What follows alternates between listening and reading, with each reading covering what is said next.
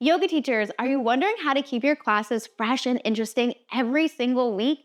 In this video, I'll be sharing 3 ways to keep your classes fresh without spending hours planning your classes. If you haven't already, hit the subscription button and the notification bell to be notified every single time I post a new video sharing yoga teaching tips. Way number 1 is to take a sequence you already have and simply add a physical theme to it. Physical themes can be body parts. It could be like shoulder opening, heart opening, feet love, hamstring opening, or it could be adding arm variations and tying a thread of an arm variation all throughout your class. That could be something like eagle arms or cactus arms or old school gym stretch or cow face arms or fingers interlaced behind your back or hands behind your head. You can get really, really creative with what physical theme you want to add throughout your class. So let me give you an example of this. You probably teach these 3 poses in your class all the time, and I'm gonna show you a super easy way to add a physical theme to them and spice them up and make it new and interesting without spending hours planning our classes. Physical theme number 1 is gonna be cactus arms. So let's take these 3 poses and see how we can add cactus arms to them. So in Warrior 2, we can cactus our arms like this. We can simply pulse cactusing our arms like this. We could add in a twist here. We could even cactus cat cow here. So we got a lot of options for how we can add cactus arms in Warrior 2. For Reverse Warrior, we can simply keep our cactus arms and lean back. We can play with pulsing the top arm. We could even maybe play with pulsing the bottom arm. We could play with pulsing both arms. So we got some options here. And then coming into extended side angle, we could tap like this. We could like lift this bottom one. We could let our forearm rest and just cactus this one. And so let's put some of those together and make a little flow. So Warrior 2 cactus arms. Let's do the twisting. I like that. Twisting cactus arms. Reverse Warrior, we can pulse the top arm. And then extended side angle, tap the elbow down and then place the forearm and then pulse the top arm. So you see here how we added the physical theme of cactus arms to poses that we already teach. Let's add a different physical theme. Let's add shoulder opening. So coming into Warrior 2, let's do what I called old school gym stretch. This is like this variation of arms, like option 1 of cow face arms I like to think of. So we can do this in Warrior 2, just holding this, and then Reverse Warrior, we can simply lean back and look up.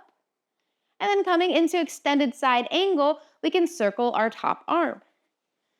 So you see here by adding the theme of shoulder opening, we found new variations of teaching these 3 poses. Let's try with a different theme. Why not?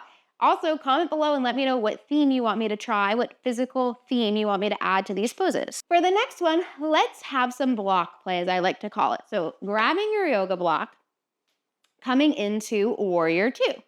So we could pass the block here in Warrior 2.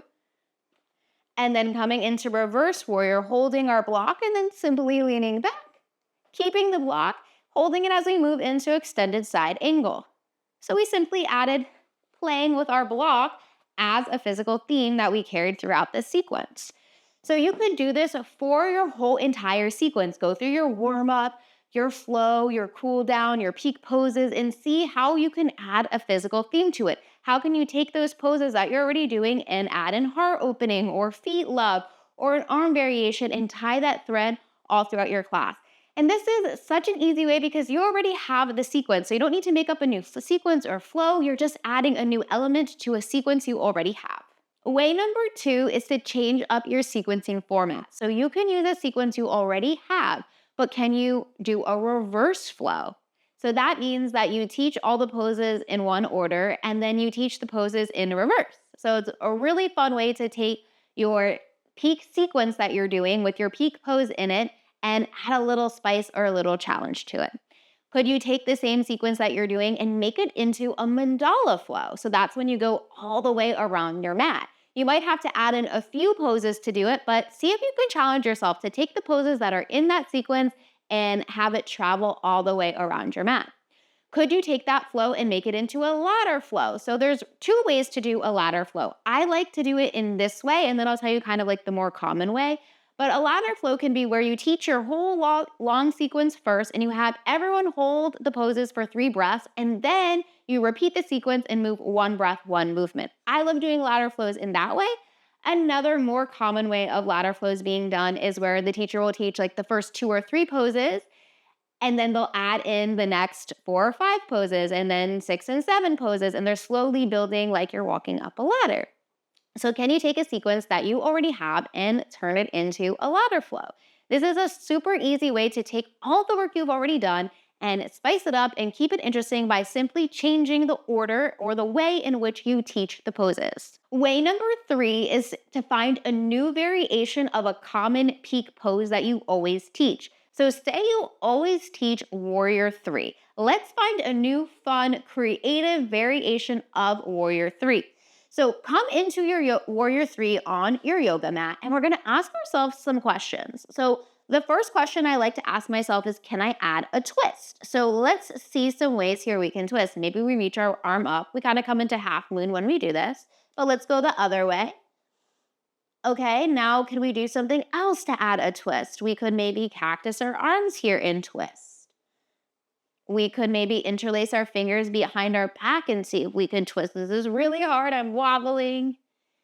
Okay, could you add a side bend in this pose? Maybe we reach our arms forward and then we reach them over to one side and then we reach them over to the other side, right? That definitely works. Any other ways we can find a side bend in this pose? If we cactus our arms, we can kind of lean one way to the side and then the other way to the side. Can you add an arm variation? So in Warrior 3, what arm variations can we add? I got a break because holding Warrior 3 is hard. Let me change my legs. Okay. We can interlace our fingers behind our back. We could cactus our arms. We could do eagle arms. We even could do cow face arms here. We could take our hands behind our head. What other arm variations could we do in this pose? We could also add cat and cows here. We could keep our hands on our blocks and add a cat and cow, and maybe we draw our knee in towards our chest as we do this. Any other ways we can add cat and cow? We could cactus arm cat and cow. Really hard, right? We could take our hands behind our head and do like a cat and cow. Ooh, that one is hard. And so then last and final question I like to ask myself is, how can I play within this pose? And I just give myself a few moments to play, to see what I can come up with. Maybe I try bending and pulsing my leg and doing that with no hands. Maybe I tap my toes down and lift. Maybe I come up on my tippy toes. Maybe I simply try closing my eyes. So I just ask myself, how can I play within this pose? And I get on my mat and I let myself explore. I try some things that really work and I try some things that don't work at all. But it's in that exploration that I'll find a new variation of the pose. And then you could literally take the sequences that you've already taught, but teach a new variation. Maybe you teach cactus arm twisting. Maybe you teach hands behind the head cat cow. Maybe you pulse the knee in, right? So just adding one new way of doing a pose that students always do, it will keep your classes fresh and interesting. Yoga teachers, let me know, was this helpful? Are you gonna try any of these 3 ways of keeping your classes fresh and interesting without spending hours planning your classes? And if you're struggling to keep your classes fresh and interesting and just want someone to plan your classes for you, I got you. I invite you to purchase my Done For You Creative All Levels Yoga class plan. So they include 6 written out, fun, fresh, and creative sequences meant for all levels for teaching mixed levels classes. They include 6 written out intention setting scripts and 1 bonus Spotify playlist. You can check that out in the description down below.